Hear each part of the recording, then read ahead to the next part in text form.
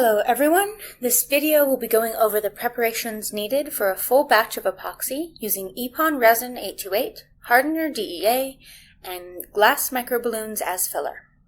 More specifically, this video will be going over the supplies needed, which ovens to prepare and use, syringe and GMB preparation, the temperature and time to preheat the chemicals and the metal Simcoe tube, and the labeling conventions used in our lab.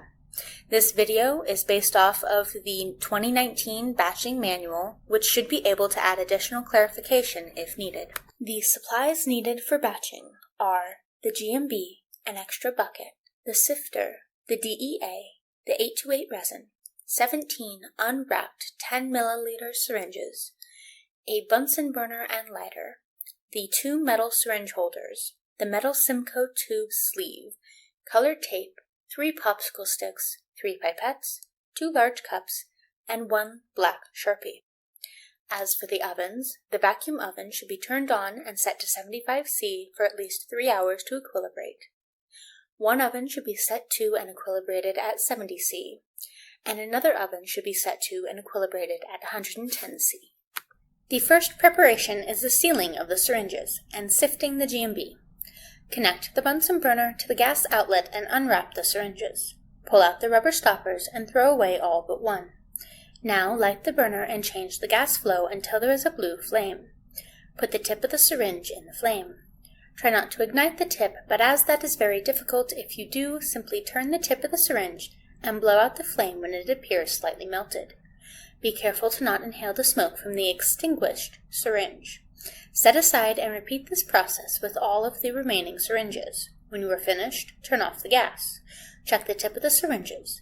It should be white when cooled. Put the leftover plunger back in the syringe and push. There should be pushback, and the plunger should return to its starting place if the syringe is sealed. If not, relight the Bunsen burner and remelt more of the tip until it is sealed. Place the sealed syringes in the racks. Now for the GMB. The glass microballoons need to be sifted under the fume hood and then kept in a 110°C oven for at least 6 hours before batching. General lab practice is to heat them overnight. You may want to weigh out the GMB to make sure you have enough before getting everything else ready to batch. To sift the GMB, you will need the extra GMB bucket, the GMB, and the sifter that is generally on top of the GMB bucket.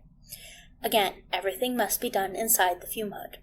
First, take off the sifter and set that aside. Then, carefully pour the GMB into the empty bucket. Now replace the sifter on top of the original bucket, and slowly pour the GMB on top of the sieve.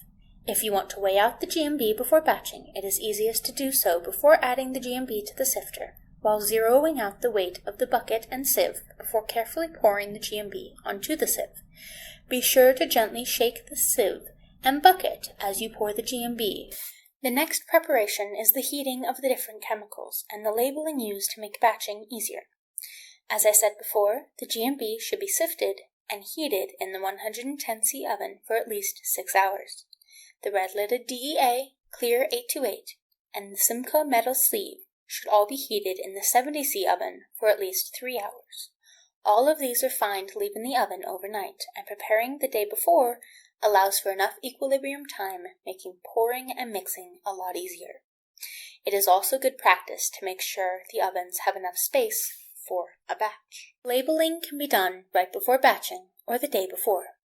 Doing so the day before can help remind all techs that there is a batching day tomorrow, and they should wear long pants and closed-toed shoes and check for the scheduled batch time.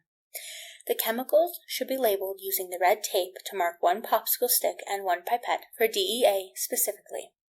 The blue tape is for 828, and the non-taped popsicle stick and pipette is for the GMB, as well as a mixing stick. The most important thing is to use and communicate a color scheme to avoid contaminating the stock chemicals. The cup is marked with the mixing weights of the DEA, 828, and GMB in the order they are added. All of this ensures that there is no cross-contamination and that the batch ingredients are all properly added. The mixing cups, pipettes, and popsicle sticks should all be heated in the 70°C oven for 1 hour.